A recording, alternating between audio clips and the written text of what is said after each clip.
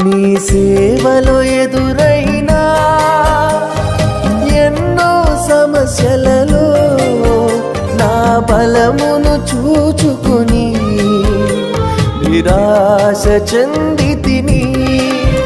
నీ సేవలో ఎదురైనా ఎన్నో సమస్యలలో నా బలమును చూచుకుని నిరాశ చెందితిని.